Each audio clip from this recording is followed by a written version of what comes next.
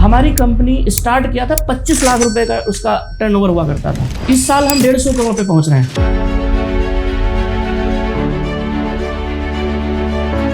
Transformers की दुनिया में किस तरीके से आपने अपनी जगह बनाई है? I started with service.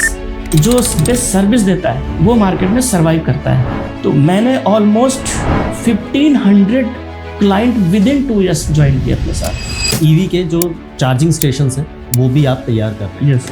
तो आपका विजन उसको लेकर क्या है? हम बहुत ही क्लोजली गवर्नमेंट के प्रोजेक्ट पे काम कर रहे हैं। NHEV, national highway for electric vehicle, हम लोग इसका एक पार्ट है। इनका प्लान ये है कि जितने भी हाईवेज हैं वो एक तो इलेक्ट्रिक व्हीकल से 100% कनेक्ट करने हैं। उसके लिए एवरी 50 किलोमीटर पर एक चार्जिंग स्टेशन बनाना है। आपको चेन्नई से मदुरई जाना जाइए आप, चेन्नई से त्रिची जाना जाइए आप, आपको अपनी गाड़ी में नहीं ले जाना है। ओनली प्री KYC चाहिए और प्री इन्फॉर्मेशन चाहिए कि आप यहाँ से जा रहे हैं और वहाँ गाड़ी को छोड़ देंगे। अब वो गाड़ी आपको वहीं छोड़नी है, आप उस गाड़ी को लेके नहीं आना दोबारा दिल्ली को। आप एक स्कूल भी चला रहे हैं। बिजनेस में आने का मकसद ही हमारा यही था कि मुझे कुछ तो सोशल के लिए करना है। तो मुझे लगता है एजुकेशन से अच्छी कोई सेवा हो नहीं सकती। जेब में अगर 10 रुपए है तो मैंने 10 करोड़ का डिसीजन लिया है।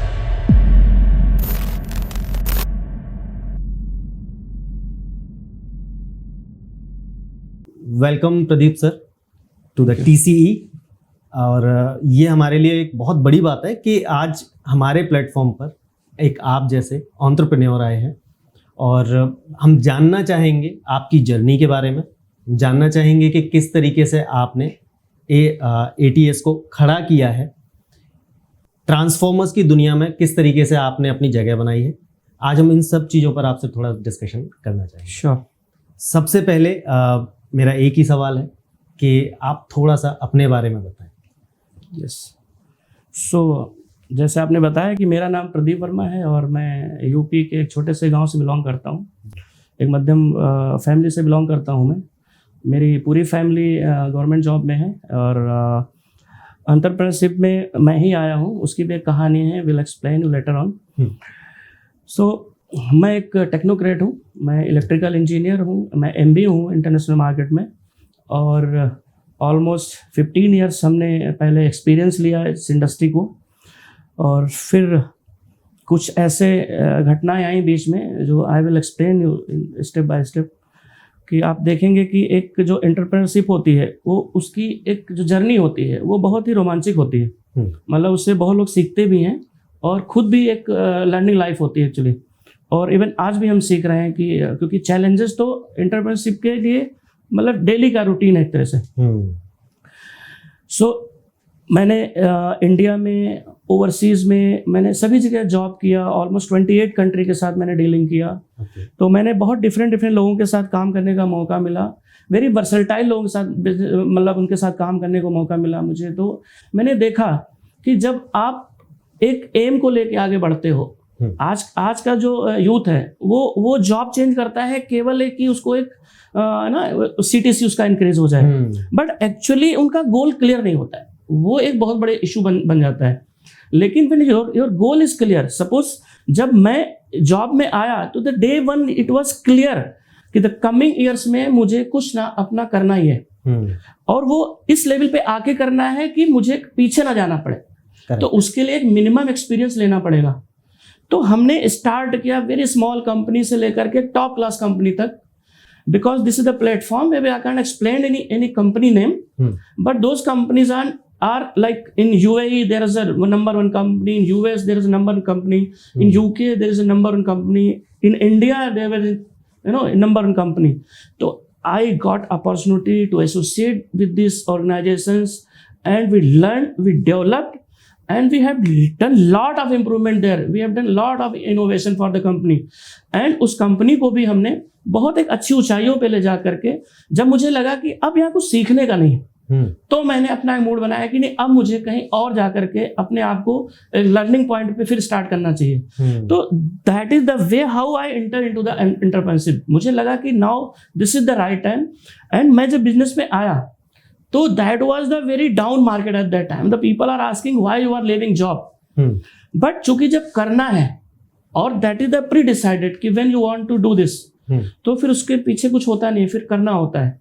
जैसा आपने कहा कि एक डाउन फेज चल रहा था जब आपने स्विच किया, यस। वो डाउन फेज क्या था और किस तरीके से वो डाउन फेज और भी लोगों की लाइफ को इम्पैक्ट करता है, लेकिन वहां से आपने निकल के एक नया मुकाम हासिल किया है, उसके बारे में थोड़ा सा आप बताएं।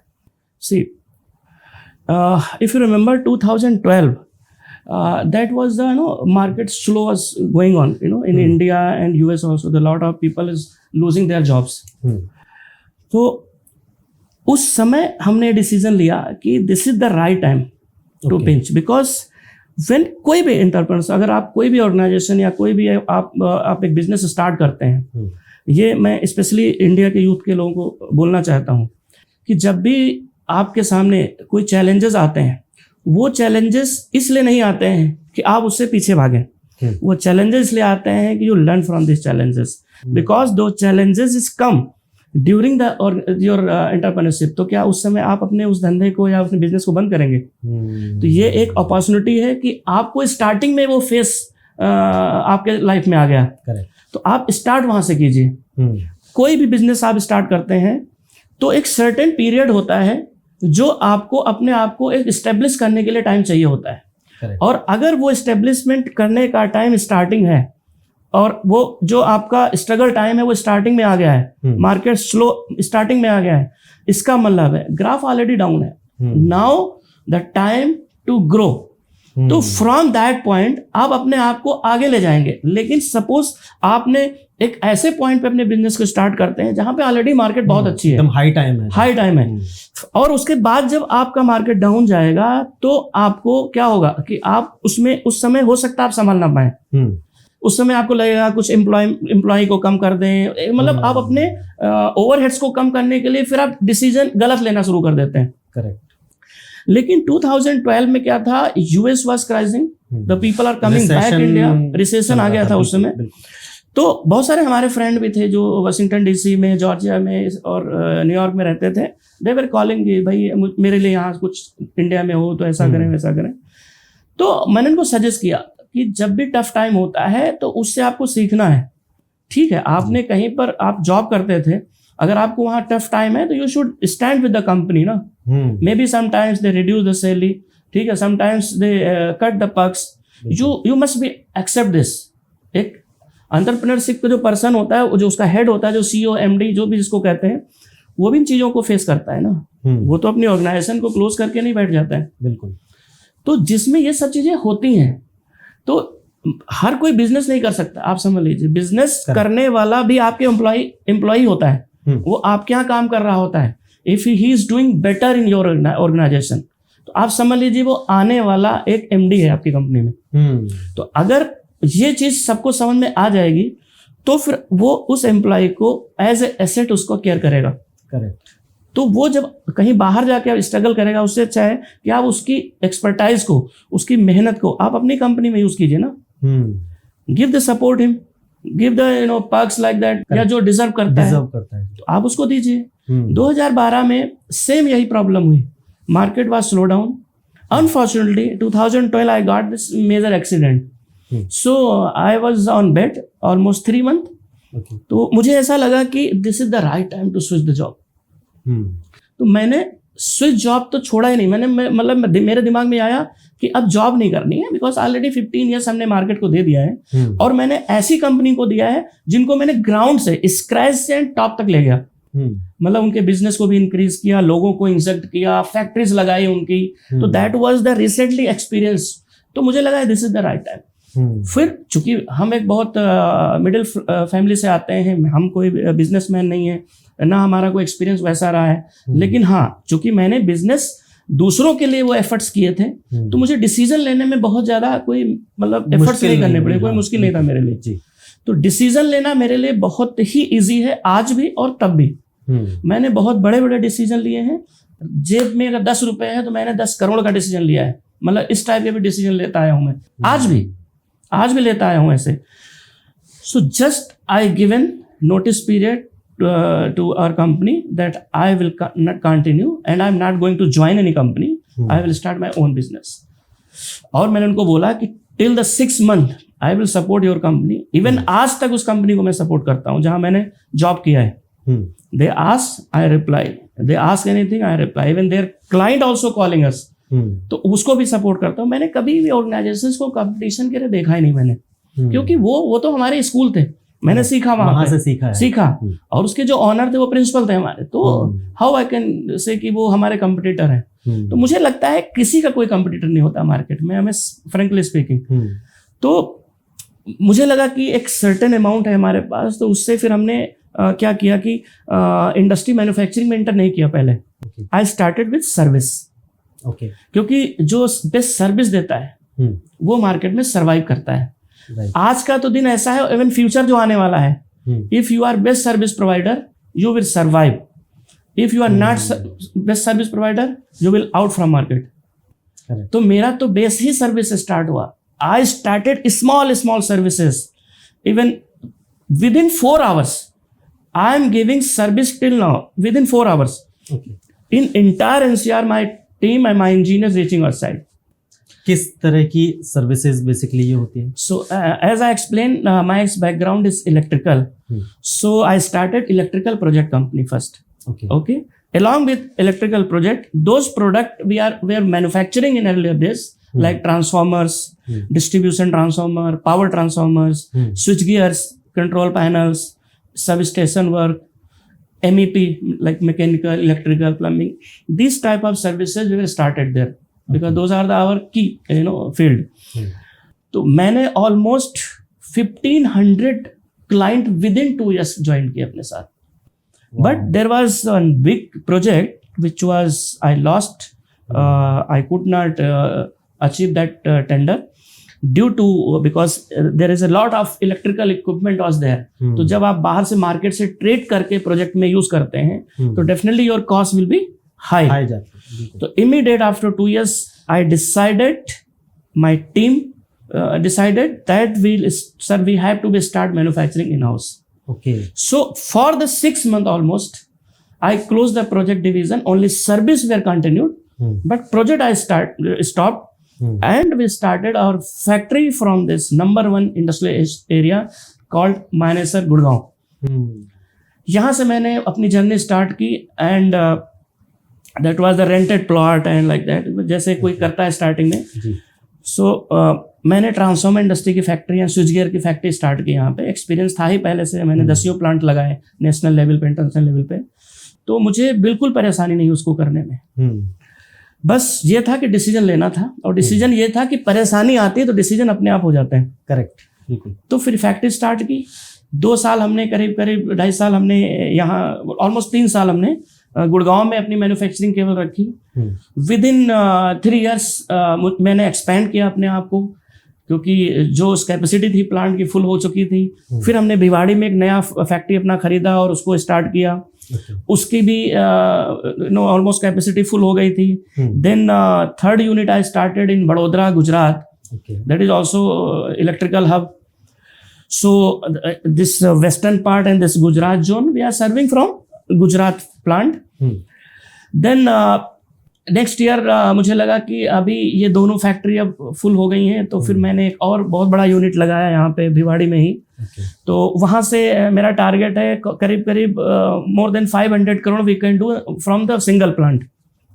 सो our installed capacity is more than 500 crore currently.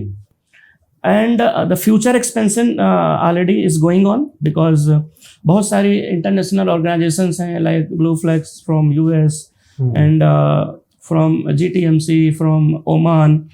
They are associated as a business partner now. So हम उनके लिए यहाँ सर्विस देंगे, हम टेक्निकल कोलैबोरेशन है हमारा उनके साथ में. तो we are going to support, even we are already supporting them. We are exporting to US and this Oman, Muscat. Okay. But in coming future, our target is more than 50% export. So from these 4 units, at least 1 or 2 units become as a export oriented units. So that we can say कि हम कुछ कर रहे हैं अपने देश के लिए. Obviously sir. और ये बहुत बड़ी बात है, क्योंकि हर आदमी का विजन अगर इस तरीके से होगा ना, अगर थिंकिंग ऐसी होगी, एक गोल सेट होगा, तो मेरा मानना है कि कोई भी टास्क आपके लिए टफ नहीं होता है. आप बस करेज थोड़ा सा चाहिए होता है, करेज आप डालो आप आगे निकलते हो। यस और रास्ते अपने आप मिलते हैं, अपने आप Yes. खुलते जाते हैं। क्या है accord transformers and switch gears private limited? right. So Accord Transformer basically the mother company is ABL Electricals. Already told you कि I started my project company Right. that is called ABL Electricals. ABL का full form जो है वो my father name is Awadh Bihari लाल, जो कि इस दुनिया में नहीं है अब, बट उनका आशीर्वाद ऑलवेज हमारे साथ है। उन्होंने हमें इस काबिल बनाया है कि हम उनके नाम को एटलीस्ट आगे ले जा सकें। सो ABL Electricals is the project company and service provider. Even this ABL Electricals is providing service to my manufacturing company, which is called Accord Transformer and Switchgear Private Limited. ATS. ATS. Short name is ATS. So 2012 I started this project company. 2014 I established this Accord Transformer Switchgear. Accord Transformer Switchgear is now very known name in transformer industry, and we are in India into top 10 companies में से मेरा नाम है। और इसकी brand value है अपनी जगह, अपना एक क्लाइंटेज है, एक अपना सेगमेंट है। हम उस सेगमेंट में काम ही नहीं करते जहां पर बी और सी ग्रेड में प्रोडक्ट लोग यूज करते हैं या लोग सेल करते हैं। तो that area is not comes to Accord. Okay. Accord का जो बास्केट है, it's a very big basket for products like distribution transformer. Complete range of the distribution transformer start from 25 kVA to 2.5 MVA up to 33 kV class. All certification we have, like Bureau of Indian Standard, BIS. We have ISO certifications, quality. We are also having this safety certifications, and we have all statutory requirement which is required for government, okay, like Factory Act license, ESI, PF, okay. Those are from day one we have done, because my working style is something, first make the system, then make the production. So transformer range is distribution is up to 2.5 MVA. Then power transformer we are now manufacturing up to 50 MVA 132 kV class, which is almost mid-level, and our future planning is up to 400 kV class. That is in coming future. We are just going to do this. Okay. And there is a lot of product like control panels. That is entire range control panels we have here, like PCC control panels, synchronizing control panels, APFC control panels. Okay. Third is very demanding product called compact substation. This is compact substation. This is short name is CSS. Okay. The compact substation is provide the solutions like the dense areas like Delhi, like Mumbai, okay, like Gurgaon, where the space is very less and the cost of land is very high. Okay. So if the product is compact and it is ready to use, because it is prefabricated, pre-engineered, pre-tested. Okay. Only you take this product and drop the location where it is required, and it is very safe. It is arc tested.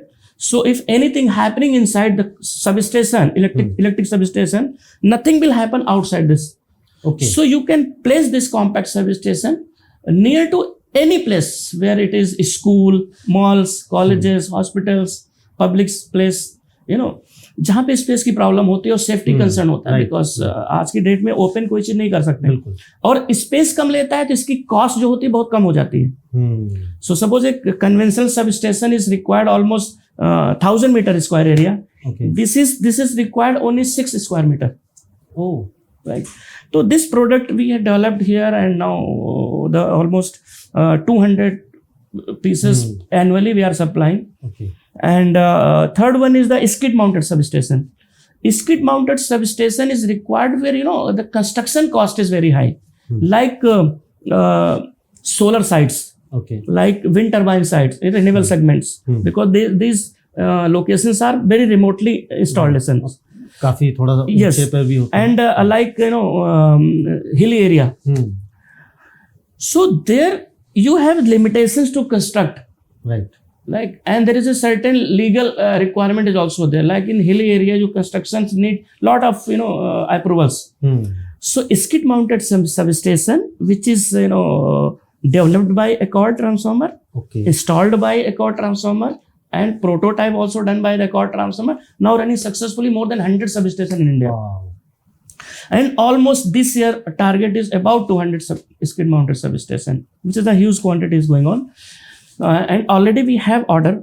We have order up to almost 2 years. We have booking here, so there is no issue in ordering, right? So this skid mounted substation provide the complete solution, prefabricated, and it is very mobilization. You can move the complete substation from this place to there. Okay. Easy to mobilize. easy to- मतलब So you can travel yes. from. So this is the fourth one product, and other is the bus ducting. Bus ducting is to connect with this R product together, or to users. Okay. That is called bus ducting. That is also our product. Up to 6,000 ampere we are manufacturing here. That is the capacity. And next product is this EV charging system. Okay. So for EV charging system, we provide complete solution for. EV के जो charging station हैं वो भी आप तैयार कर रहे हैं, Yes. क्योंकि अभी ईवी एक ट्रेंड में आ रहा है, एक चलन में आ रहा है, और इस टाइम पर मल्टीपल ओईएम्स जो हैं, मल्टीपल ब्रांड्स जो हैं वो ईवी पर बहुत फोकस्ड हैं. हमारे इंडिया में अभी ईवी के चार्जिंग स्टेशंस अभी उतने नहीं है जितने रिक्वायर्ड हैं. तो आपका विजन उसको लेकर क्या है, और साथ में ये भी बताइए कि कितना टाइम लग सकता है ईवी को प्रॉपरली डेवलप होने में इंडिया के अंदर, खासकर अपने सिटीज में जो Okay. छोटे हैं.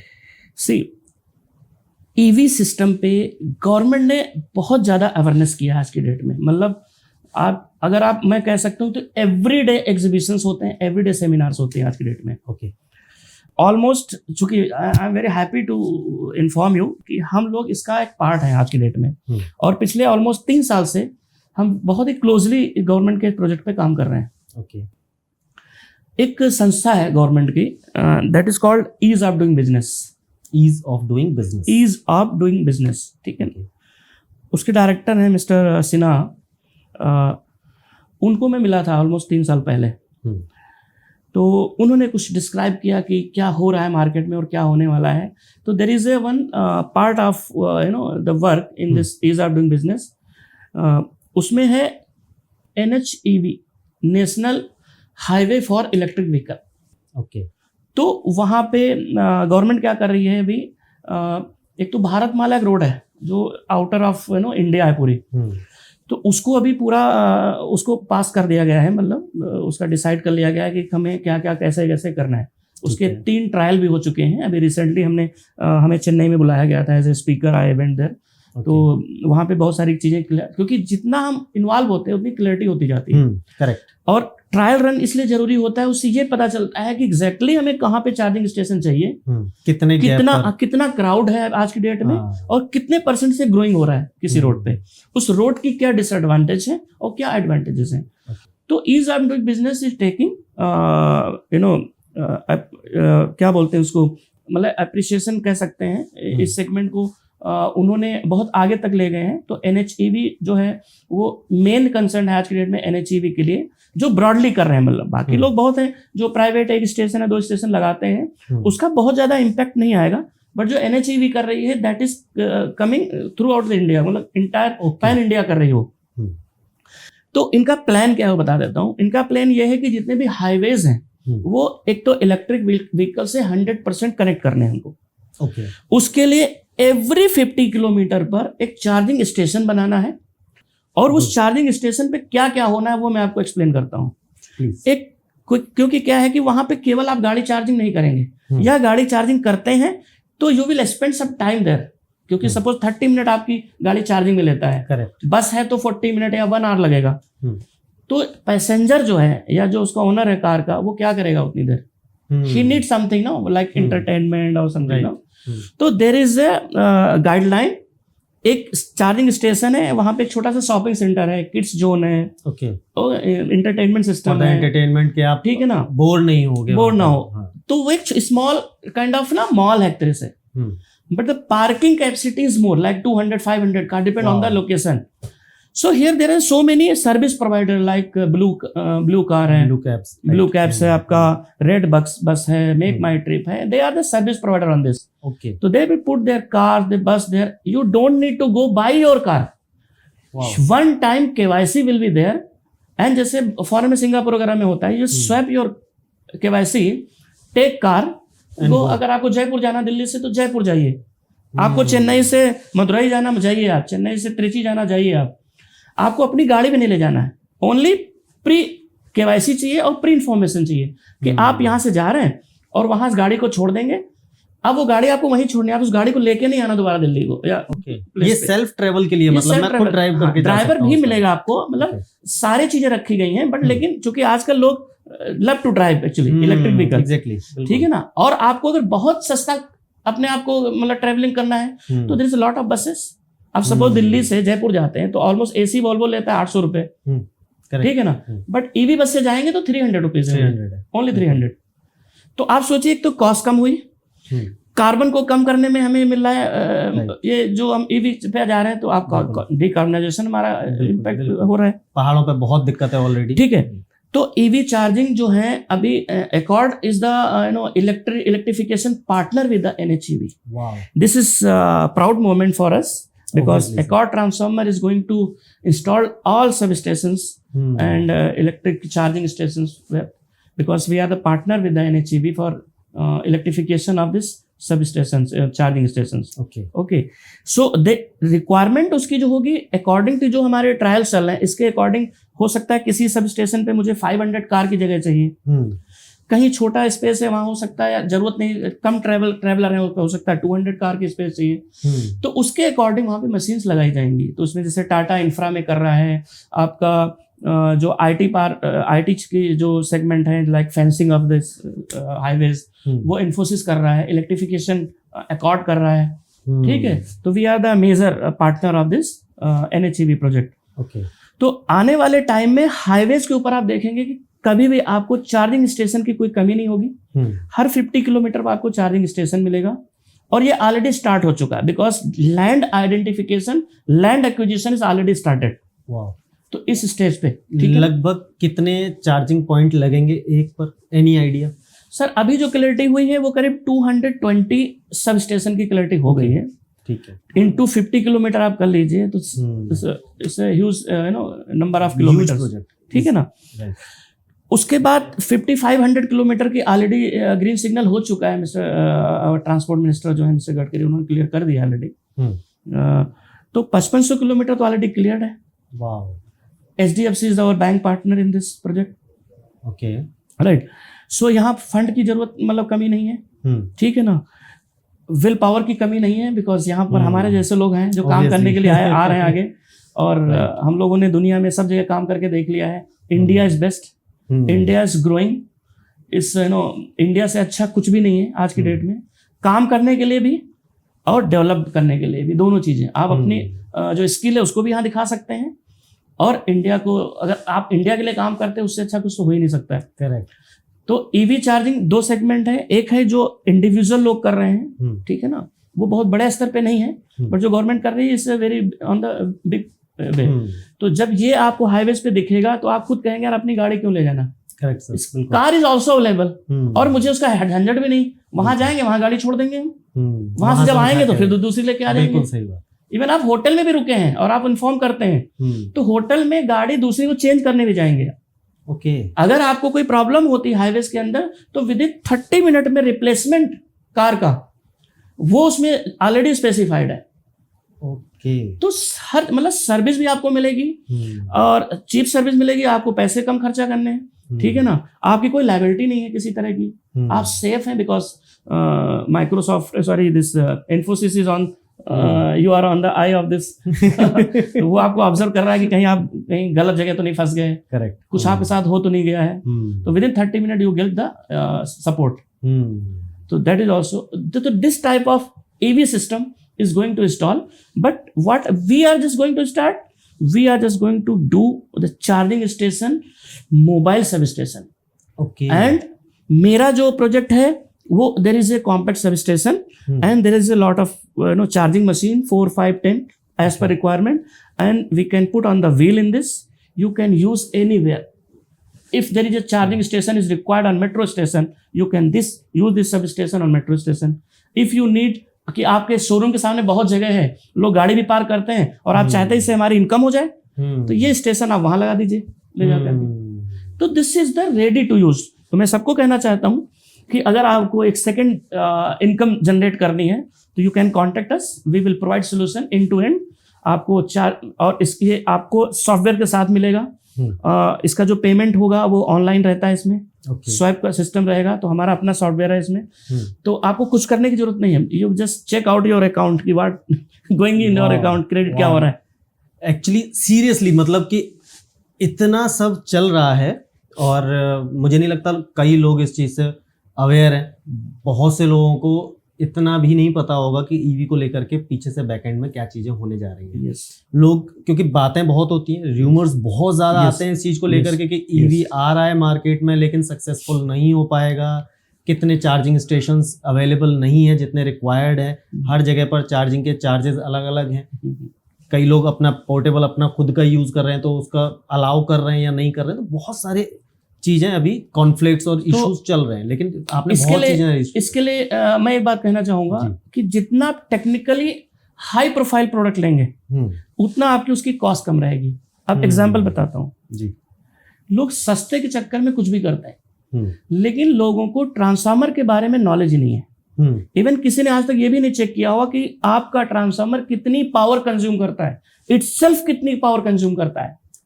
जो हम ट्रांसफार्मर बनाते हैं वो 100% BIS अप्रूव्ड ट्रांसफार्मर होते हैं। 5 स्टार रेटिंग तक हमारे प्रोडक्ट हैं।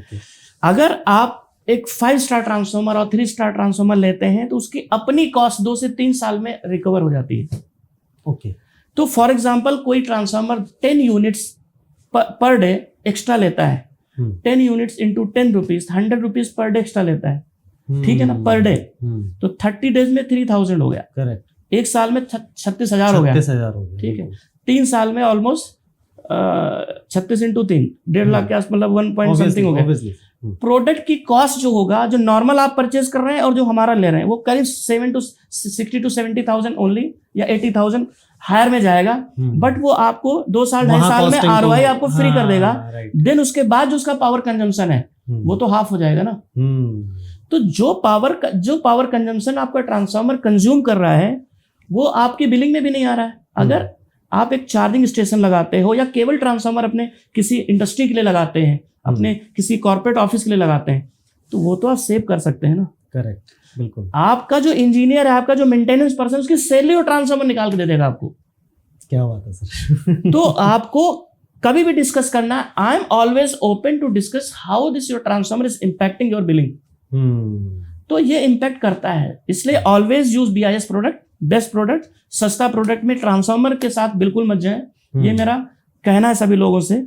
एक तो एनर्जी लॉस को वैसे भी सेव करना है, जो हमारा इंडियन बहुत सारी हमारी संस्थाएं हैं, BE है हमारा, BIS है, दे ऑल आर वर्किंग कि हमारे जो लॉसेस है एनर्जी के वो कम हो जाएं। करेक्ट, क्योंकि already we are working on 80% we are working on coal, thermal and coal we are importing. बिल्कुल। तो जहां पे हमें मौका मिलता है हमें अपने देश के लिए करना चाहिए। क्यों हम लॉस कर रहे हैं चीजों को? Energy loss always dangerous for country. बिल्कुल, आगे चल के ये चीजें बहुत ज्यादा हार्मफुल होने वाले, बिकॉज हम तो उसको जी करके निकल जाएंगे, लेकिन आगे वाली पीढ़ी के लिए हम क्या छोड़ के जा रहे हैं। और इसके साथ साथ जो हमारे सब ये हैं चार्जिंग स्टेशन है, we are giving with the grid synchronisation, we are giving with solar synchronisation, we are giving with hybrid sub station.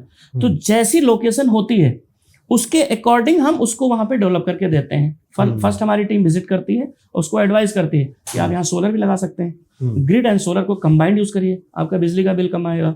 या आपको लगता है कि हमारे पास विंड और सोलर दोनों चीजें हैं, तो आपको बिजली का कनेक्शन भी नहीं चाहिए, बिकॉज दिन में आपको सोलर पावर देना और रात में अच्छी हवा चलती है तो विंड टरबाइन से आप पावर लीजिए। तो वहां पर आप हाइब्रिड सिस्टम यूज कर सकते हैं।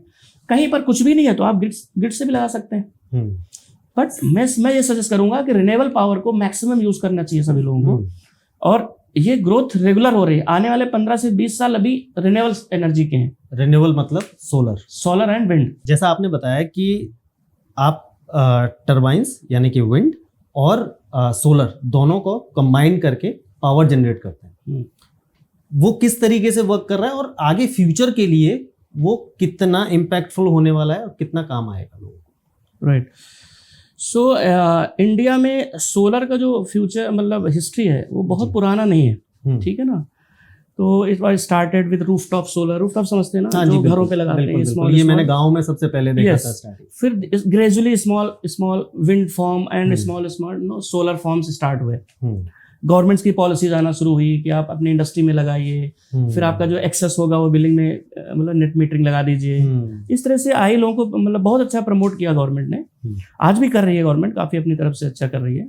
दैट इज द रीजन इसकी जो कॉस्ट है बहुत कम हो गई आज की। मतलब स्टार्ट हुआ था कुछ something 3 point something rupees per, अभी तो 1 point something rupees per unit हो गया है। बिल्कुल। तो सोचिए, तो generation cost is very low now.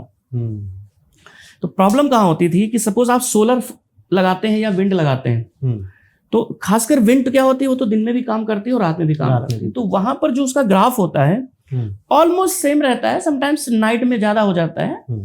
और इसकी एक लिमिटेशन भी है। विंड की लिमिटेशन यह है कि some part of Gujarat, some part of Rajasthan, some part of south, केवल आप वहीं पे विंड फॉर्म लगा सकते हैं जहां पर आपका प्रॉपर विंड चलता रहता है। बट आप सपोज आप दिल्ली में लगा दें तो यहाँ हवा ही नहीं होती है। मतलब पता लगा 24 आवर्स में 1 घंटे हवा चल रही, बाकी है ही नहीं, तो वो उसका ROI नहीं निकलेगा।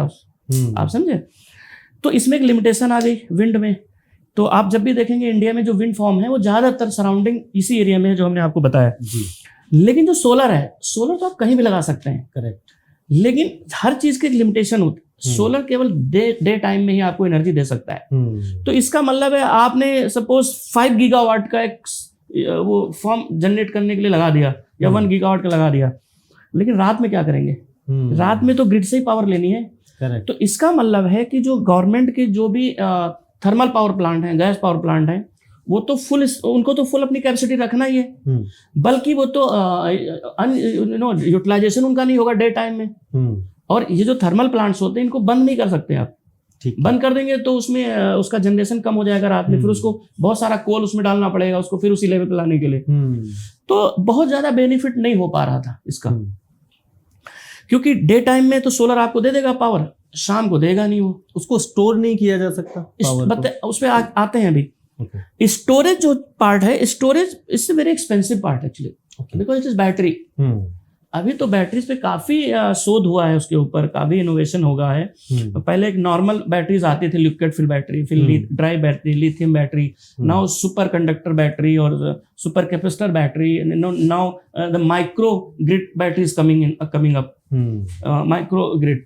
सो इतने बड़े रूम में आप 10 मेगावाट का स्टोरेज रख सकते हैं। मतलब अब ऐसा हो गया है। पहले क्या होता था, एक 10 बाय 10 रूम में आप 1 मेगावाट भी नहीं रख सकते, क्योंकि बैटरी साइज वाज बिग। फिर उसके बाद पॉलिसीज वर नॉट क्लियर कि इसको जो इसका जो स्क्रैप होगा बैटरी का आफ्टर 5 years और 3 years, उसको हम क्या करें, रिसाइकलिंग की कोई पॉलिसीज नहीं थी। अभी तो गवर्नमेंट उस पर भी सब चीजें क्लियर कर चुकी है, ठीक है। तो अभी आज की डेट में स्टोरेज पे भी काफी काम हो रहा है, तो आप एनर्जी को स्टोर कर सकते हैं। और जिस समय सस्ती है एनर्जी उस समय आप उसको स्टोर कर लीजिए। जिस पीक आवर्स में आपकी एनर्जी हाई प्राइस में बिकती है उस समय उसको आप सेल कीजिए, यूटिलाइज कीजिए। जो जनरेशन वाले लोग उनको मैं बोलूंगा उस समय आप उसको सेल कीजिए। जो यूजर हैं वो तो रेगुलर यूज करते हैं। But when we come together solar and wind together, तो that is called hybrid system. Day time में आपको सूरज की अच्छी वो मिल रही है। अच्छा, सबसे बड़ी बात क्या है कि जब धूप नहीं होती तो डेफिनेटली बादल होते हैं या कुछ ऐसा होता है कि हवा चल रही होती है, करेक्ट। तो विंड का जनरेशन ऑलमोस्ट 100% रहता है। और जब धूप बढ़िया होती है तो आपका सोलर का जनरेशन 100% रहता है। तो इसका मतलब जो आपका वो ग्राफ है, ठीक है, मैं ये नहीं कह सकता स्ट्रेट ग्राफ होगा, बट समटाइम्स फ्लक्चुएट करेगा। बट आपकी जो डिमांड है ग्रिड की वो तो कम हो जाएगी, because you can complete this grid requirement through this आप हाइब्रिड सिस्टम। तो नाइट में आपकी विंड से पावर लीजिए, डे टाइम में आप सोलर से लीजिए। तो आपके पास अब इंस्टॉल्ड कैपेसिटी जो है ग्रिड के लिए वो कम कर सकते हैं, बिकॉज आपका रिन्यूएबल सेगमेंट 24 आवर्स काम कर रहा है। तो that is the hybrid system and it is very popular now. तो बिग जितने भी जनरेशन प्लांट हैं वो अब हाइब्रिड पे जा रहे हैं। ये बेटर है, क्योंकि कोल का कंजम्पशन जिस तरीके से अभी हो रहा है ना, लग रहा है कि आने वाले समय में कोल बचेगा कि नहीं बचेगा, जिस हिसाब से आज कोल आज भी गवर्नमेंट बहुत सारा कोल हम इंपोर्ट करते हैं। We are not going to cater from India, हम इंपोर्ट करते हैं, लेना पड़ता है। अभी तो 80% हम थर्मल पे dependent, 20% only we are on this other like hybrid और सोलर विंड। तो अभी तो बहुत जाना, जब तक आप मोर देन 50% नहीं कर लीजिए तब तक रुकना ही नहीं है। ओके, क्योंकि डिमांड भी इंक्रीज हो रही है ना। नॉर्मली जो इंडस्ट्रीज हैं या लोग छोटे ऑफिसेज या इवन घर, वहाँ जो सोलर लगती है वो और उसका यूज बेसिकली, क्योंकि अभी तो बैटरीज लगने लगे, बैटरीज के साथ उसको यूज किया जाता है, और जो हमारी पावर आती है, क्योंकि मैं ये एक्चुअली एक छोटे लेवल पर मैं लाना चाह रहा हूँ इस बात टॉपिक को, कि एक घर है जो आदमी अपने लिए इलेक्ट्रिसिटी यूज कर रहा है और उसके लिए पर यूनिट को 7 से 10 रुपए पे करता है, ठीक है ना। वहीं पर मैंने एक सोलर लगा लिया, दोनों में से कंपैरेटिवली 5 साल में मुझे क्या बेनिफिट देगा, एक सोलर या वो जो इलेक्ट्रिसिटी मैं ले रहा हूँ वो? देखिए 5 साल में आपका सोलर का जो कॉस्ट है वो फ्री हो जाती है। ठीक है, बिल्कुल। तो आप देख लीजिए आपको क्या करना है। If you want to install 10 kilowatt, तो 10 किलोवाट की जो भी कॉस्ट है, सपोज 30,000 35,000 पर किलोवाट है ग्रिड वाला सिस्टम, ठीक है ना। तो 3-3.5 लाख रुपए हो गया, 5 साल में वो रिकवर हो जाएगा। इतनी बिजली आप अगर आप 10 किलोवाट का कनेक्शन लेते हैं इलेक्ट्रिसिटी बोर्ड से, ग्रिड से, तो जो उसकी इलेक्ट्रिसिटी कॉस्ट होगी आप समझ लीजिए वो 5 ईयर्स में आपको रिकवर करके दे देगा। यस। और जो इसके पैनल्स होते हैं उनकी लाइफ तो काफी रहती है, 25 ईयर्स लाइफ तो हर कोई देता ही आज की डेट में। तो आगे जो 20 साल है उनको आप यूज कीजिए फ्री ऑफ कॉस्ट। वाह सर, ये ना एक्चुअली बहुत इंपॉर्टेंट टॉपिक है, क्योंकि आज की जो अभी जो सिचुएशंस चल रही हैं और आने वाली जो सिचुएशंस हैं उसके हिसाब से ग्लोबल वार्मिंग और ये सब चीज़ें कहीं ना कहीं एक सेंटर पॉइंट पर आकर की ही सारी बातें अटकती हैं, और उसके पीछे सब कुछ कंजम्पशन के ऊपर डिपेंड कर रहा है, क्योंकि कोल जल रहा है, इलेक्ट्रिसिटी जनरेट हो रही है, कहीं ना कहीं पावर का यूज़ बहुत ज़्यादा किया जा रहा है, जिसकी वजह से आज जैसे हम अगर एयर कंडीशंस की बात करें, एयर कंडीशन लगे हुए हैं तो उसकी वजह से ग्लोबल वार्मिंग का बढ़ जाना, जैसे जैसे ये जो मैं समझ पा रहा हूँ, जैसे जैसे ये चीज़ें डेवलप होंगी, जैसे जैसे एक सोलर और विंड टर्बाइंस और इन सभी चीज़ों का यूज़ होगा, लोगों को राहत भी मिलेगी और हम एज अ कंट्री अपने आप को और ऊपर लेके जा पाएंगे, क्योंकि हम लोगों ने ये स्टार्ट किया पहली चीज़।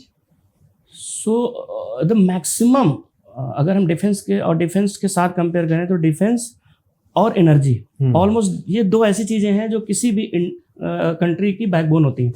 करेक्ट। तो अगर हम एनर्जी सेविंग करते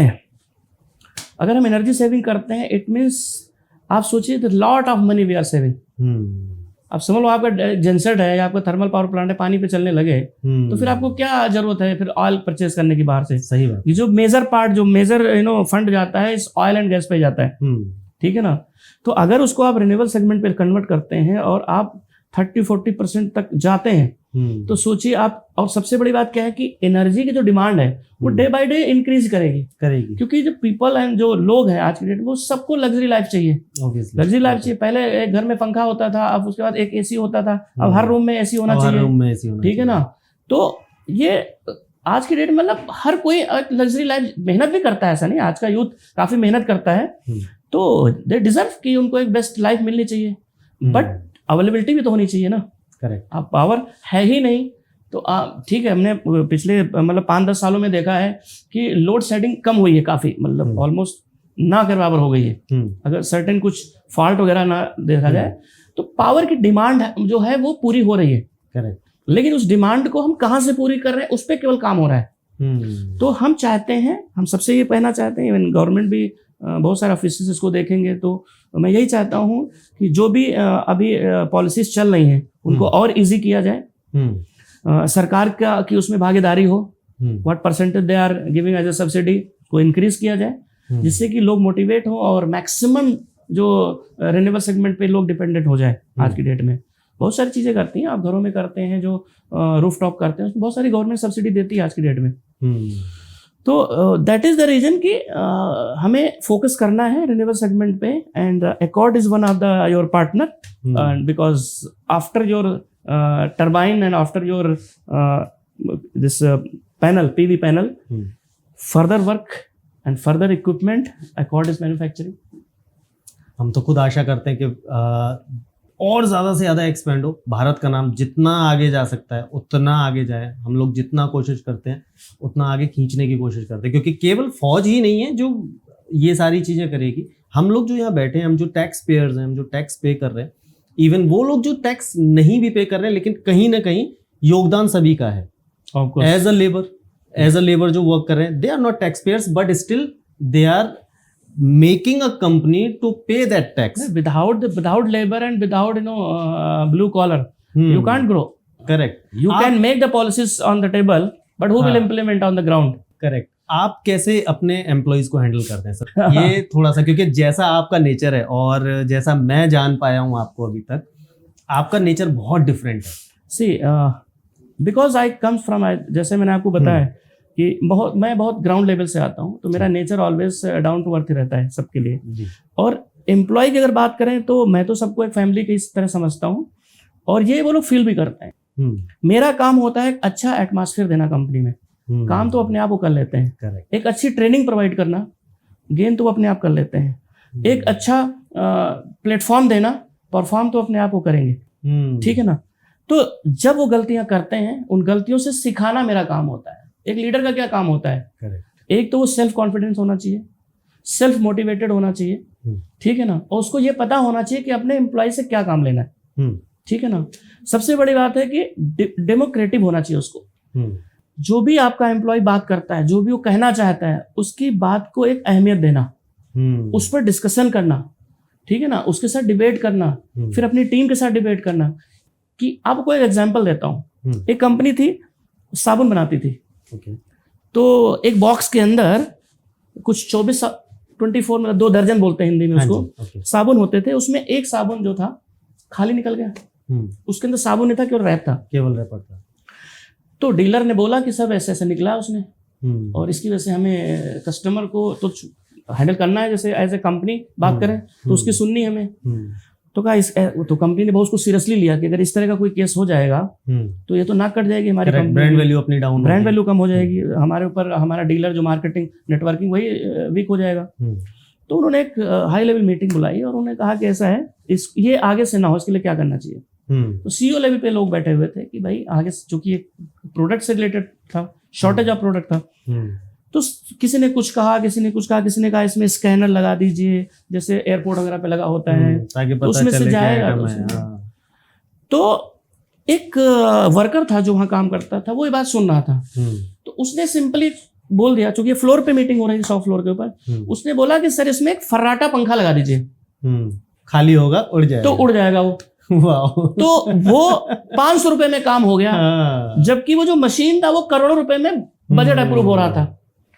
तो किसी के नॉलेज को और किसी की थिंकिंग को आप किसी की पोजीशन से कंपेयर नहीं कर सकते। कौन क्या सोच सकता है डिपेंड करता है वो कितना इन्वॉल्व है अपने काम में।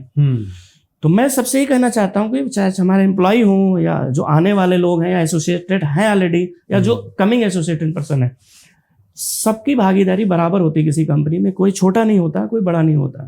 एक चाय पिलाने वाले से लेकर के एक सीईओ लेवल तक, they all are the same they are working on the same platform। सबकी अपनी जिम्मेदारियां अलग हैं, सबके अपने रोल अलग हो सकते हैं, बट किसी के बिना आप सोचे मतलब मुमकिन है कोई चीज? पॉसिबल नहीं है।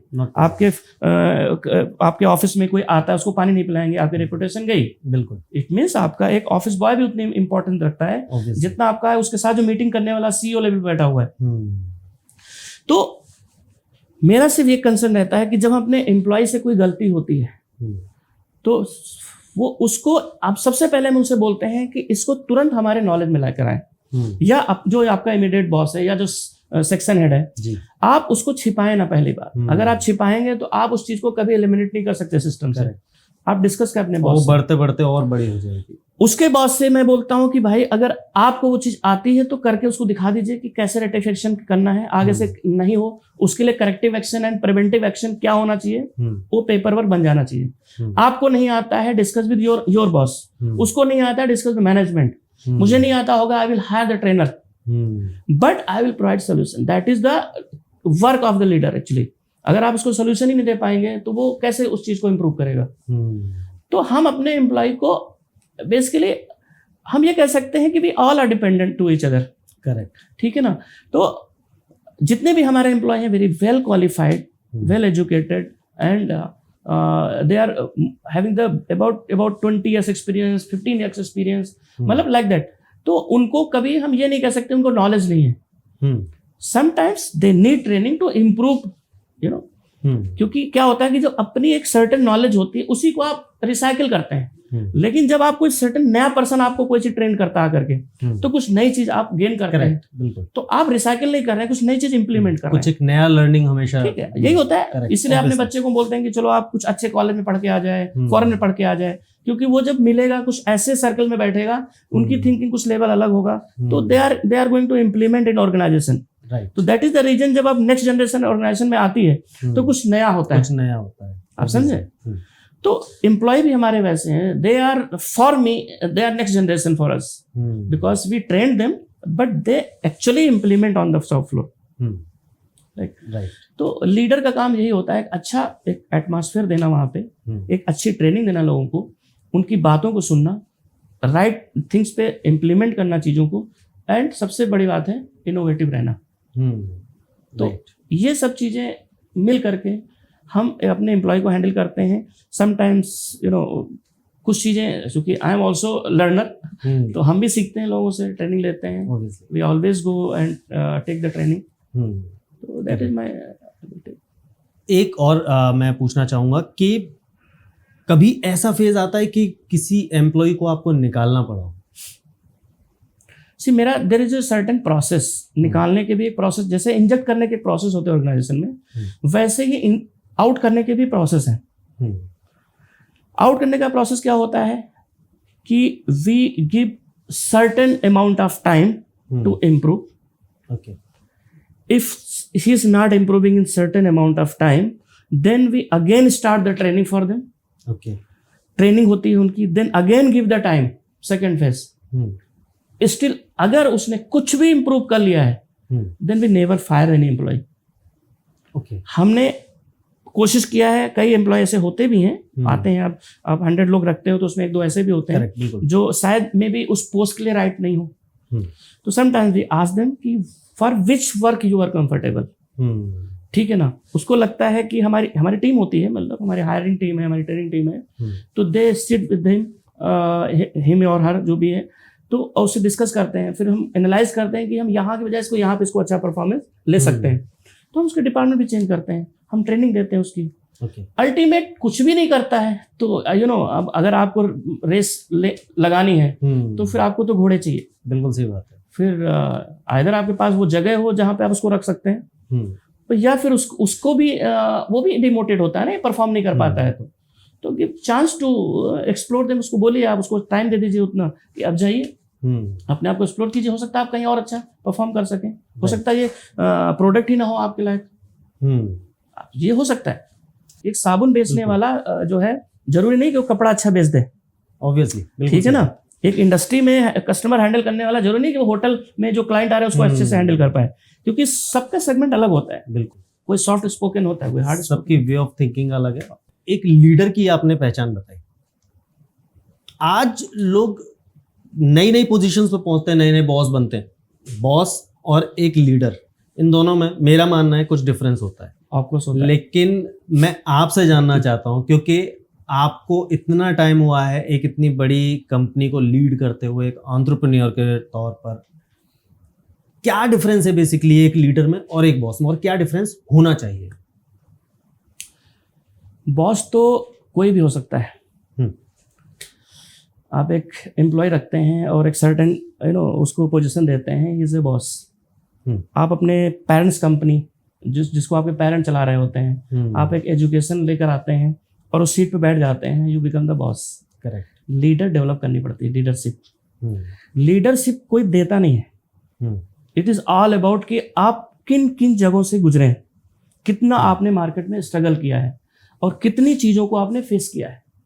अगर आपने फेस नहीं किया है ना, आप अच्छे लीडर नहीं बन सकते हैं. आप बॉस तो बन जाएंगे, हो सकता है अच्छे बॉस भी बन जाएं, लेकिन लीडर वो होता है जिसने इतना स्ट्रगल किया हो कि उसने फेस इतना किया हो कि वो मतलब हार गया हो फेस करते करते, और तब आपके सामने कोई आपका एम्प्लॉय आएगा, आपका क्लाइंट आएगा, तो आपको तुरंत वो माइंड क्लिक करेगा, because already you are have face in leaders.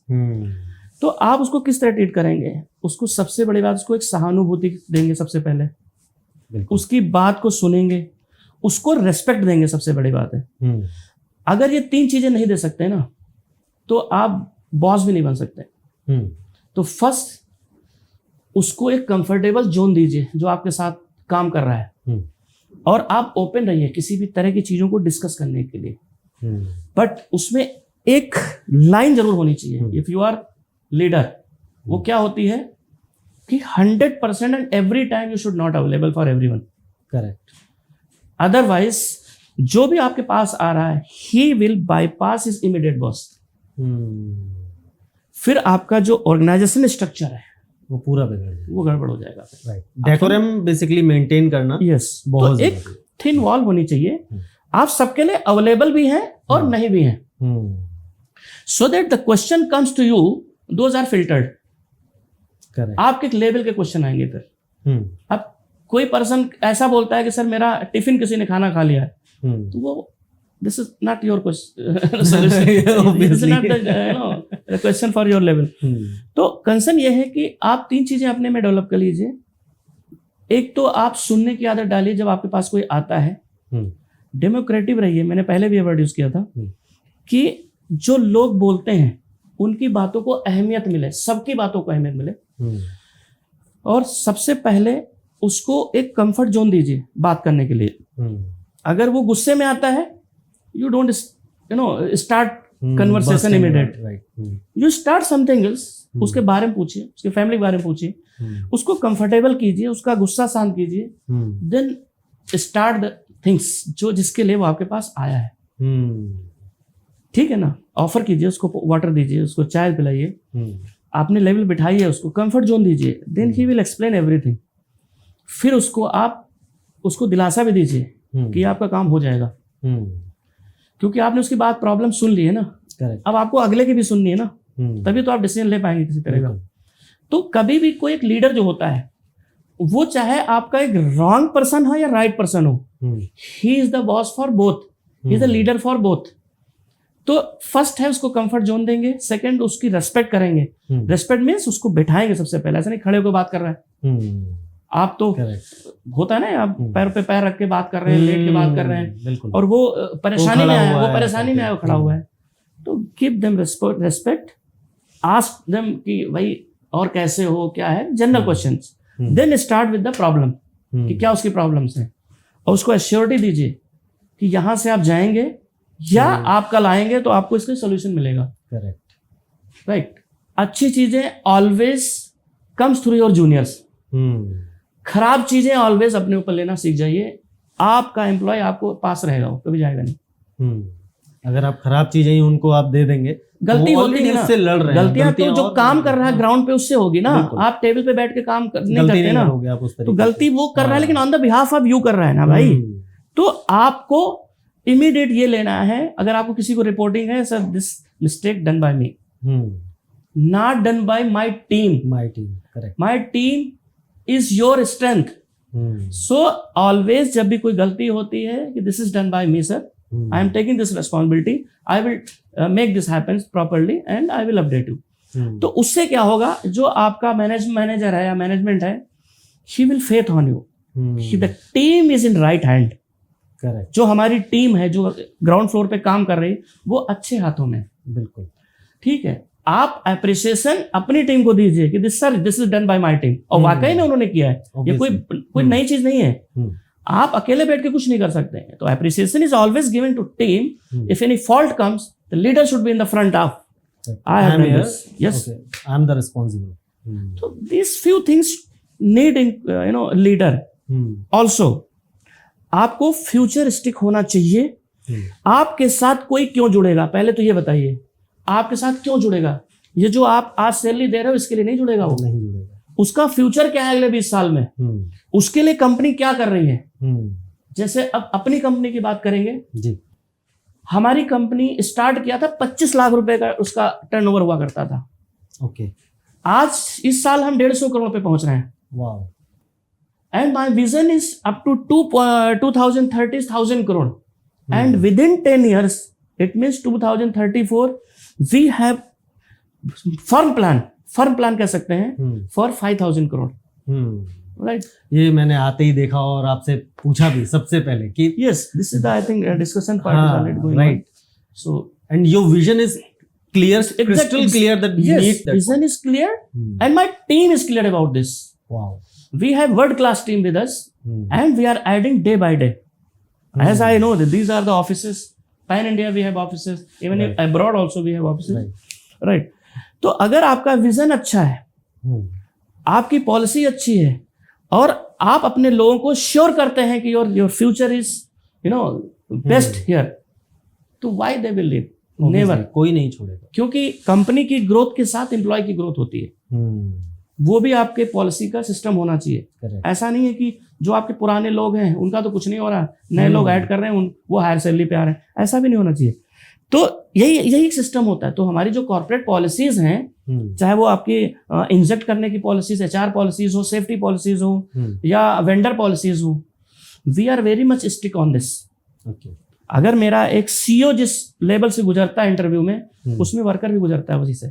Okay, आप समझ लेना. तो ठीक है, क्वेश्चन आंसर अलग हो सकते हैं, उनका लेवल अलग हो सकता है, बट प्रोसेस इज सेम. तो किसी को फायर करने का जैसा प्रोसेस है, वो इंजेक्ट करने का, ये दोनों इंप्लीमेंट होते हैं सबके ऊपर. इसी तरह सेफ्टी पॉलिसीज हमारी है सारी. हमने सबकी वो इंश्योरेंस भी करा रखे, ESI भी ले रखा है, सबका PF भी हमारा है. ठीक है ना. सेफ्टी पॉलिसीज हैं, सेफ्टी सर्टिफिकेशंस हैं, क्वालिटी सर्टिफिकेशंस हैं. We follow complete safety norms on my floor. अगर आप देखेंगे, पिक्चर देखेंगे या वेबसाइट देखेंगे, इवन ऑनलाइन देखेंगे, तो my single person is not deny any safety. Everyone following this. Sir, as I am also from the background of insurance, all kind of insurances, मैं बस एक चीज आपसे छोटा सा पूछना चाहूंगा कि जो GMC policy, basically group medical policy आप एम्प्लॉयज के लिए लेते हैं, कितनी इंपॉर्टेंट है और कितना जरूरी है हर एक एंटरप्रेन्योर और हर एक ऑर्गेनाइजेशन को लेना अपने एम्प्लॉयज के लिए? Group policy is depend on your work culture first of all. If you are in IT sector, ठीक है, then individual policy is required. Okay. If you are in manufacturing, okay, suppose you having the process like high voltage process, hot process, यार आपके where the liability is या very project high. की companies है आपकी, site पे travelling बहुत रहता है, रिस्क बहुत ज्यादा रिस्क रहता है, तो वहां पे तो ये तो मैंडेटरी होनी चाहिए मेरे हिसाब से. And floater plan should be much better, क्योंकि हम ये देखते हैं कि हमारी फैमिली भी उसमें कवर्ड है. हाँ, और medical expenses are much higher. Yes, अगर हम एक बार हॉस्पिटल में जाते हैं, हमें नहीं पता था कि कितना मैं उसकी भी बात नहीं करता हूँ. एक पर्सन की लाइफ कितनी इंपॉर्टेंट है, आप वो देखिए, जिससे पूरा फैमिली उससे एसोसिएटेड है. तो सबसे बड़ी बात है कि एक एम्प्लॉय को सेफ करना, एक एम्प्लॉय को सेफ एनवायरनमेंट देना. उसके लिए जो भी हो सकता है कंपनी कर भी रही है और आगे भी करती रहेगी. अभी तक आपने इस पूरे टाइम पीरियड में, इस पूरे एरा में मल्टीपल अचीवमेंट्स आपने गेन किए हैं. कुछ उन अचीवमेंट्स के बारे में बताइए कि किस तरीके के अचीवमेंट्स प्लस किस तरीके के अवार्ड्स, और कहाँ तक आपको एप्रिसिएशन मिला है, कहाँ तक आप पहुँचे हैं. अचीवमेंट से पहले मैं माइलस्टोन के बारे में बात करूँगा. Please. When I started my company in 2012, that was only a project company. Then 2014, my manufacturing company. Then 2017, another factory. 2019, another factory. And 2023, another factory. Okay. So these are the milestone for the the productivity. Okay, and you can say the expansion of our capacity. Yeah, right. So जब तक आपके पास capacity नहीं होती, आप vision बड़ा नहीं कर सकते हैं. क्योंकि आपके विजन के साथ साथ आपके पास बेसिक चीजें भी पैरेलल चलती हैं. तो मेरा विजन देखा जाए तो मैंने अपनी फैसिलिटी को पहले किया है, फिर विजन स्टार्ट किया. मतलब पहले मैंने घर बनाया, फिर कार खरीदी. आप समझे? अगर गैरेज नहीं होगा तो गाड़ी कहाँ खड़ी करेंगे? बिल्कुल. तो वो सब चीजें मैं पैरेलल, एक अच्छी टीम बनाई मैंने. I have best team in this industry. My team is wonderful. I am very much proud on my team. I can say on your this camera कि मुझे ऐसी टीम मैंने किसी ऑर्गेनाइजेशन में देखी नहीं जो टीम हमारे पास है आज की डेट में. सो जब हम माइलस्टोन्स को अचीव करते हैं, आपका कॉन्फिडेंस बढ़ता है, लोग देखते हैं। ऑलवेज अप्रिशिएशन कैसे मिलता है? When you achieve something. तो जब हम इस स्टेज पे आते हैं, ग्रेजुअली इंक्रीज करते हैं, ग्रेजुअली हम एम्प्लॉयमेंट इंक्रीज करते हैं, we are giving employment to India. और मैंने बहुत ऐसे पिछले लोगों को वहाँ से पकड़ के लोगों को लाया हूँ, मैं बुला के लाया हूँ, मैंने उनको मतलब यहाँ तक किराया दे के लाया हूँ। अच्छा। कि जो मतलब हाँ वहाँ बेकार हो रहे थे लोग, मतलब ऐसी संगत में पड़ करके खराब हो रहे थे, कोई शराब पीने की आदत डाल रखा है, कोई कैसे, ऐसे लोगों को मैं निकाल के ला करके और यहाँ पर उनको टेक्नोक्रेट बनाया, मतलब टेक्निकल ट्रेनिंग दी है। और आज की डेट में जिसको लोग मतलब लेबर की तरह ले जाते थे लोग 150 रुपए के लिए, आज वो एक अच्छी खासी सैलरी पाके और अपनी एक फैमिली को एक अच्छा सा एटमॉस्फेयर दे पा रहे हैं और अच्छी एजुकेशन दे पा रहे हैं अपने बच्चों को। तो जब ये चीजें आप करते हो ना तो आपको ज्यादा खुशी होती है। टर्नओवर तो बहुत सेकेंडरी चीजें हैं, लेकिन आप एक ऐसे लोगों का स्तर ऊपर कर रहे हो जिन्होंने दिल्ली नहीं देखी थी, सपोज जिन्होंने कभी थिएटर में नहीं गए थे, जिन्होंने कभी पिज्जा नहीं खाया, बर्गर नहीं खाया, आज कम से कम मैं ये कह सकता हूँ कि because of Accord they are ये एक लाइफ दे पा रहे हैं अपने फैमिली को। तो अचीवमेंट जैसे कि आप देखोगे lot of awards be associated really. So I explain about this are milestone. तो in the milestone we got this BIS licence first, we got the prototype type tested all transformers and compact substation and this control panels। तो जब आप किसी product को design करते हैं, develop करते हैं, R&D करते हैं, फिर उसका एक प्रोटोटाइप बनाते हैं, उसको टाइप टेस्ट कराते हैं, फिर आप एक प्रोडक्शन लाइन में लेते हैं, तो एक सच काइंड आपको कॉन्फिडेंस आता है कि now our product is safe. तो till now we are working on the zero failure till now. तो my single product is not failed in the field. Small things is comes down because it's a huge big transformer, big product, and ये dismantle होके जाता है। There is a lot of transportation areas there।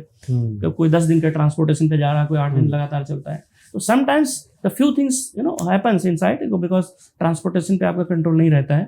But technically technically product is okay। From last almost more than 10 years हो गया, हमको कभी single complaint इस तरह की हमारे पास नहीं आई।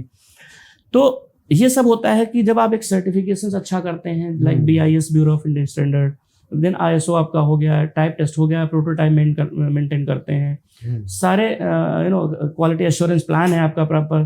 तो आप हर स्टेज पे उस एश्योरिटी करते हो अपनी क्वालिटी के थ्रू कि हमारा प्रोडक्ट अकॉर्डिंग टू स्पेसिफिकेशन बन रहा है कि नहीं बन रहा है। तो ये सब चीज़ें जब बनाते हैं आप, तो आपकी कंप्लेंट नहीं होती तो आपका ओवरहेड कम हो जाता है, क्योंकि आपकी सर्विस टीम फ्री बैठी है, उसको जाने नहीं बाहर, तो आपके एक्सपेंसेस नहीं होते बाहर जाने के। तो फर्स्ट अवार्ड जो था वो 2019 में as a MSME leader award मुझे मिला था, जो कि MSME मिनिस्टर के द्वारा दिया गया। फिर उसके बाद से आप देखेंगे कि उद्योग अवार्ड मिला मुझे, achiever of the year award इस साल मिला मुझे। लास्ट ईयर हमने टाइम्स आइकॉनिक अवार्ड जीता। So those all awards recognized by the government और bodies। तो मुझे बड़ा खुशी होता है कि जो हमारी टीम है उनकी मेहनत जो है रंग लाती है, and always this all awards goes to them only। मैं डेफिनेटली उनको रिप्रेजेंट करता हूँ, बट उनकी मेहनत जो होती है वो इन अवार्ड्स के रूप में सामने आती है। एक लीडर की सबसे बड़ी जीत यही होती है कि उसकी जो टीम है, जिसको वो गाइड कर रहा है, जिसको अपने साथ लेकर के एज अ मेंटोर चल रहा है, वो काम उस हिसाब से करे कि उस लीडर का और उस ब्रांड का नाम ऊपर हुआ, क्योंकि सब कुछ एक दूसरे से इंटरलिंक्ड है, सब कुछ चेन सिस्टम में ही चल रहा है। जो आप ट्रांसफॉर्मर्स बना रहे हैं वो इको फ्रेंडली है, पहली चीज। दूसरा, जो EV में बेसिकली आप चार्जिंग स्टेशंस का अभी वो चल रहा है, वो भी इको फ्रेंडली है। यहाँ इको फ्रेंडली को थोड़ा सा डिकोड करिए सर, किस तरीके से? बेसिकली जो ये पूरा इंटायर सिस्टम है, इसमें ट्रांसफॉर्मर एक ऐसा प्रोडक्ट है जो मोस्ट हजार्डस प्रोडक्ट रहता है। करेक्ट। बिकॉज उसमें lots of oil being used, even आप ड्राई टाइप भी यूज करते हैं, lot of resin, fibres, glass you are using in that. तो that is also not good for climate. तो पिछले 8 साल से या 7 साल से कह सकते हैं, हम लोग ना ग्रीन ट्रांसफॉर्मर बना रहे हैं। हम में भी शायद इंडिया में हम लोग फर्स्ट ही होंगे ग्रीन ट्रांसफॉर्मर बनाने वाले। तो ग्रीन ट्रांसफॉर्मर क्या होता है कि एक तो वो देखने में ही ग्रीन रहेगा आपको, आप ग्रीन पावर की तो बात करते हो, बट ग्रीन ट्रांसफॉर्मर की कोई बात नहीं करता है। आप सोलर तो लगा रहे हो, लेकिन वहां पर 20,000 लीटर एक ऑयल परचेस करके और वहां पे डंप कर देते हो। सपोज अगर कुछ होता है, ट्रांसफार्मर में ब्लास्ट होता है या उसकी वॉल खुलती है, कुछ भी होता है, तो lot of earth contamination is there, सब वो फैल जाएगा, तो उतनी वो मिट्टी खराब हो जाएगी। प्लस आप ऑयल परचेस कर रहे हो, ठीक है। तो मैं तो जब भी ग्रीन एनर्जी की बात करता हूँ, ग्रीन पावर की बात करता हूँ, तो I always recommend to my clients, my associate, use green transformer, you become the real green person. एक मैंने अभी एक कोट पढ़ा था कि your green energy is how much green, because आपका ट्रांसफॉर्मर जब जलता है ना, तो लॉट ऑफ हजार्डस देयर, हर तरह की एनर्जी वो रिलीज करता है। तो हमारा ट्रांसफॉर्मर जो होता है उसको स्टार ऑयल फील्ड ट्रांसफॉर्मर बोलते हैं। स्टार ऑयल जो होता है वो सीड्स से बनता है। ओके, तो वन काइंड ऑफ सीड्स होती है जो एक तरह से फूड ऑयल की तरह होता है। तो अगर वो स्प्लिट होता है तो आपका कंटामिनेशन नहीं होता है। आप उसको गार्डन में भी उस ऑयल को डाल सकते हैं, कुछ भी नहीं होगा। तो that kind of technology we are using, so we can say we are eco friendly. नहीं सर, रियली, क्योंकि जिस तरह के वो ऑयल्स होते हैं बेसिकली हम लोग बचपन से देखते आ रहे हैं, ट्रांसफॉर्मर्स घर में, शादी फंक्शंस, इन सभी में वो छोटे ट्रांसफॉर्मर्स यूज होते हैं। इन जगहों पर जो ऑयल यूज होता है बेसिकली, अभी मल्टीपल सोसाइटीज में सभी जगहों पर ट्रांसफॉर्मर्स लगे होते हैं, तो डीजल के साथ में वो एक ऑयल जलता है तभी वो वर्क करता है। तो वो ऑयल कहीं ना कहीं अगर फैलेगा तो कंटेमिनेट करेगा लोकेशन को, लेकिन वही इको फ्रेंडली अगर कुछ है तो यानी कि वो नेचर को नुकसान नहीं पहुंचा रहा है बेसिकली। ये है बिल्कुल। See you are talking about genset, I think genset जो होता है अभी जो है BS4 आ गया है जेनसेट, राइट। इस जनरेटिंग मच लेस कार्बन। इसके अलावा आपके गैस जेनसेट्स आ गए हैं, ठीक है। मूवमेंट में gas genset will not work, but वो बहुत फ्यू केसेस में यूज होता है। शादी बारात एक दिन की होती खत्म होता है। सपोज आप एक सोसाइटी में रहते हैं, आप एक कॉमर्शियल बिल्डिंग में या होटल में, वहां तो आपका रेगुलर जेनसेट चलता है, तो I recommend go with the gas genset first तो। और अगर आप नहीं जा सकते हैं उस पर, तो फिर आप सोलर भी लगाइए आप, क्योंकि आपकी बिल्डिंग है तो there is space is there. Lifts basically क्या होता है ना, लोग लंबी बिल्डिंग्स हैं, नहीं पावर बैकअप तो चाहिए आपको, पावर बैकअप के लिए बहुत। तो अभी तो पावर बैकअप के आपके पास बहुत सारे ऑप्शंस आ गए। Transformers is just one device who transmit your voltage at certain voltage class to another voltage class. Transformer का काम ये होता है कि आपका 11 kV लाइन आ रही है तो आपको 220 वोल्ट चाहिए तो 220 वोल्ट देगा। Transformer is not generating anything. Generation का ट्रांसफार्मर से लेना देना कुछ है नहीं, लेना देना है तो वो जैसे सोलर है, थर्मल पावर प्लांट्स हैं, या आपके विंड टर्बाइंस हैं, या इवन जेनसेट से भी बहुत लोग जनरेट करते हैं। उस पावर को यूज कैसे करना है वो ट्रांसफार्मर बताएगा। Without transformer you can't use, you can't transmit power from here to there.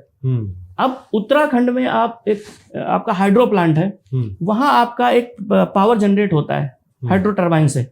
उस पावर को मुझे राजस्थान में यूज करना है, हरियाणा में यूज करना है, तो वो जिस वोल्टेज पे वो जनरेट हो रहा है इट्स वेरी लो वोल्टेज।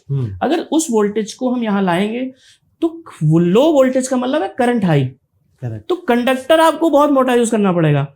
तो there is a lot of metal is involve, तो cost of transmit the line will be bigger, बहुत ज्यादा हो जाएगी। तो उसके लिए ट्रांसफार्मर यूज करते हैं। तो जनरेशन पे हम लो वोल्टेज को हाई वोल्टेज में कन्वर्ट कर देते हैं, 220 kV क्लास, 400 kV क्लास, तो वहां पे वायर पतला हो जाता है। Then you can take this power which is generated in Uttarakhand, you can use in Maharashtra. Right. तो ट्रांसफार्मर का काम ये होता है कि एक प्लेस से दूसरे प्लेस पे ले जाना किसी पावर को, एक सर्टेन वोल्टेज को सर्टेन वोल्टेज पे कन्वर्ट करना, ये ट्रांसफार्मर का काम होता है।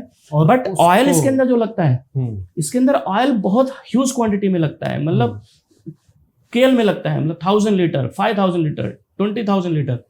तो ये जो ऑयल है ये बहुत कॉस्ट करता है और ये डेंजरस भी होता है, क्योंकि आप ट्रांसफार्मर में कभी आग लगी हुई देखेंगे ना बहुत, तो आप उसके आसपास नहीं जा सकते। इवन आपकी फायर ब्रिगेड गाड़ियां होती हैं वो उसको बुझा भी नहीं पाती हैं। तो इसको सीरियसली लोग लेते नहीं। बट आई टेल यू कि what green transformer is exactly.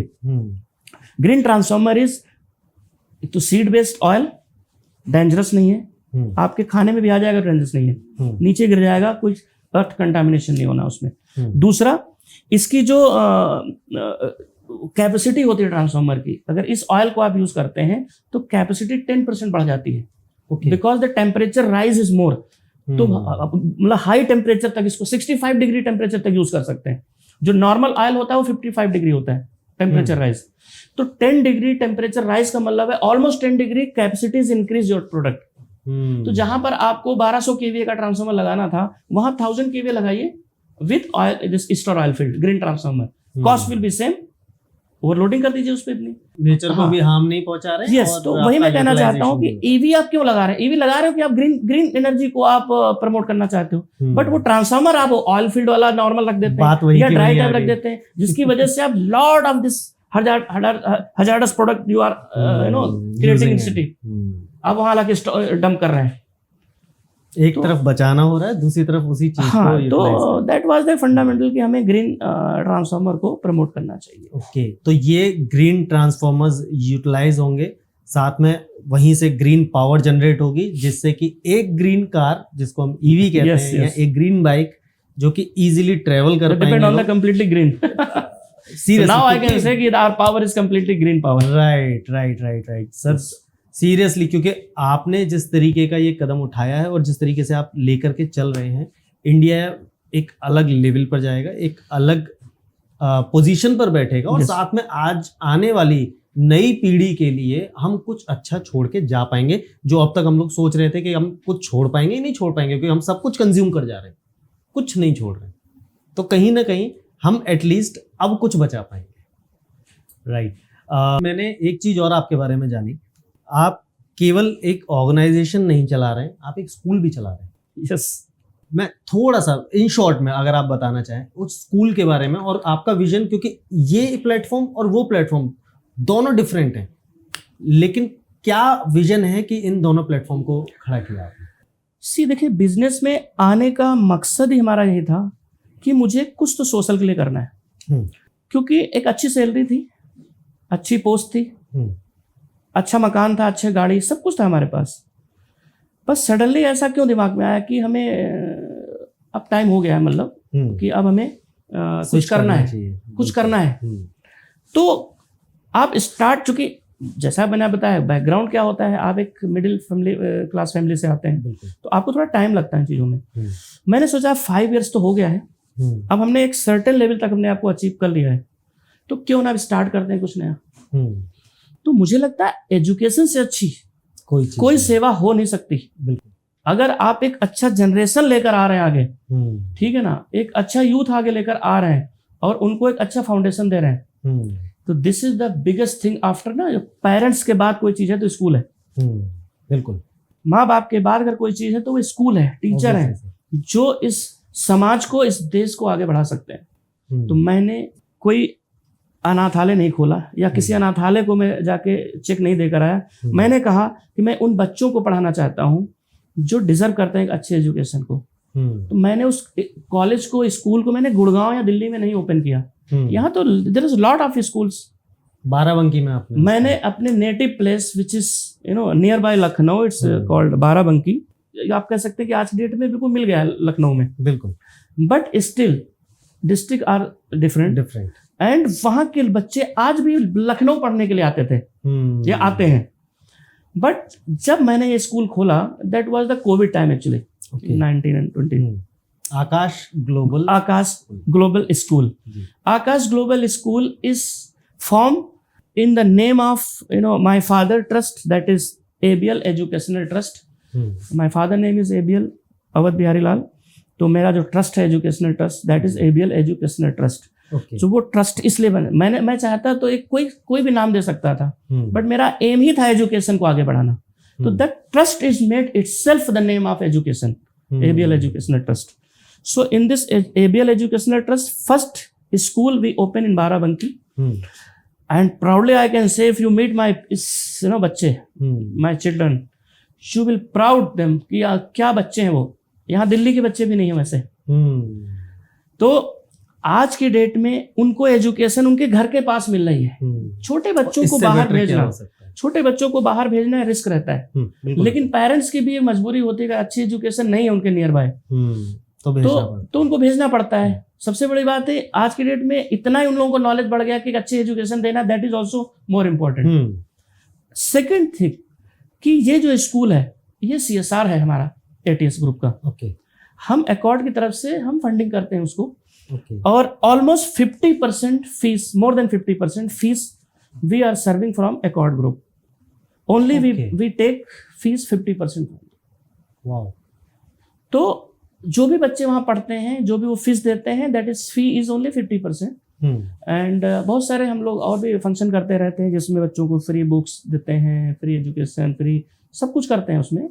और रजिस्टर्ड हमारा कॉलेज है तो उसमें भी बहुत सारे बच्चे फ्री आते हैं जो गवर्नमेंट की तरफ से होते हैं। बट वहाँ पर आप देखेंगे तो वहाँ जज का बच्चा भी पढ़ता है हमारे यहाँ। ओके। वहाँ पर स्वीपर का भी बच्चा पढ़ता है वहाँ पे। Good. तो उस स्वीपर के बच्चे को एक एटमॉस्फेयर देना चाहता हूँ उस जज वाले बच्चे की। तो हमने कभी भी केवल एजुकेशन पे फोकस नहीं किया। आप देखेंगे तो 360 डिग्री का हमने उनका डेवलपमेंट का पूरा प्लान है हमारा उनके साथ। ओके। मैं उनको ताइक्वांडो में भी एक्सपर्ट बना रहा हूँ, मैं उनको डांस में भी अच्छा कर रहा हूँ, उनको सिंगिंग में भी अच्छा कर रहा हूँ, उनको मैं चेस में भी अच्छा करना चाहता हूँ, उनको बैडमिंटन में भी, उनको TT में भी, मतलब एजुकेशन में भी सब तरह का उनको वहाँ देता हूँ। मतलब वहाँ पर इंटरनेशनल डिबेट भी होते हैं बच्चों के साथ, सब कुछ करते हैं। सो स्कूल तो और भी आएंगे इन फ्यूचर, ऐसा नहीं है, और भी स्कूल्स आएंगे क्योंकि आपको पता है बिकॉज जो प्रॉफिट होता है उसके certain amount we have to be give to इस एजुकेशन सेगमेंट। और वो हमारा एक एम भी है कि एक मतलब पिछड़े एरियाज में स्कूल, दिल्ली या बॉम्बे जैसे स्कूल इन पिछड़े एरियाज में with very rare minimum fees पे उनको प्रोवाइड कराना, ये हमारा एम है एक्चुअली, और वो हम करके रहेंगे। आपके बारे में ये भी जाना है कि खाटू श्याम जी के भी आप भक्त हैं। ऑलमोस्ट आप शायद महीने में एक चक्कर यहाँ आपका लगता ही है। नहीं, मैं गॉड में मेरी बहुत आस्था है। खाटू श्याम जी तक कैसे, मतलब वहाँ का कोई तो स्टोरी होगी सर, कुछ तो बताइए। क्या होता है कि आप गॉड के बारे में इतना कुछ है, आप अगर कहीं भी बैठ जाते हो ना तो कुछ ना कुछ आपको सुनने को मिल ही जाता है। बिल्कुल। तो खाटू श्याम जी का जब हम गुड़गांव में आए तभी मैंने सुना था कि मतलब उनकी स्टोरी भी सुनी तभी। तो मुझे लगा मुझे जाना चाहिए एक बार ऐसे, मतलब जब आप नियर बाय रहते हैं तो एक बार गया तो बस उनकी इच्छा है तो फिर जाने हो जाता है वहाँ पे। ये कहा भी जाता है एक बार वहाँ कोई पहुँच जाए फिर रुकता नहीं है। मैं शिरडी, मैं सिलवासा में जब था, बॉम्बे में था, तो मैं शिरडी भी हर महीने जाता था। तो मैं वहाँ भी जुड़ा रहा। मैं वृंदावन भी बहुत जाता हूँ और मैं हनुमान का भक्त हूँ वैसे तो मेरे तो मैं व्रत रहता हूँ उनका, मैं फास्ट करता हूँ। ऑलमोस्ट मैं 6 या 7 क्लास का था तब से मैं फास्ट रहता हूँ। हनुमान जी से पावर मिलती है सर? आपको सभी गॉड से मिलती है। कहते ना कि एक क्योंकि मैं भी डिवोटी हूँ हनुमान जी का ही, मैं बहुत पूजा करता हूँ, एवरी ट्यूसडे मैं भी फास्ट रहता हूँ, मुझे पावर मिलती है उनसे, तो बहुत मिलती है। पावर तो मिलेगी, वो वही एक है सुपर पावर जो क्योंकि वो क्लियर कर देते हैं कहाँ जाना है, निकल जाओ। यस, ठीक है भाई, डिसीजन मेकिंग होना चाहिए पर्सन को। If you are decision maker then things will always exactly अपने आप होने लगती है। वो होती है अपने आप, क्योंकि आपको अब यहाँ से आप मुंबई नहीं देख सकते, लेकिन वे स्टार्ट द ट्रैवलिंग तो आपको जहां तक आपकी नजर जाती है वहां तक दिख रहा है ना, और जब उतना आगे चले जाते तो आगे का दिखने लगता है। तो this is the way only, सब हो जाता है। एक विजन होना बहुत सबसे बड़ी बात है, आप अपने ऊपर विश्वास रखिए और राइट पाथ को चुनिए, बस always you will success. Yes, it was a good conversation sir, it was a really good conversation with you. बहुत कुछ सीखा है आपसे, बहुत कुछ ऑडियंस को आपसे सीखने को मिलेगा, आज के नए यूथ को आपसे सीखने को मिलेगा, जो नए एंटरप्रेन्योर्स बन रहे हैं या बनना चाहते हैं उन्हें आपसे सीखने को मिलेगा। हमने बहुत कुछ सीखा है। Thank you. और sir thank you so much. I hope सभी को ये पॉडकास्ट बहुत पसंद आएगा और लोगों के कुछ क्वेश्चंस भी होंगे, आप जल्दी ही दोबारा टाइम निकाल पाएं ताकि हम उन क्वेश्चंस पर भी कुछ और अच्छा लेकर आएं, ताकि वो लोग जो चाहते हैं वो भी उनके सामने सर्व कर पाएं। And thank you so much, Pradeep sir. Thank you so much for joining us on our platform. Thank you. On TCE. Thank you so much, sir.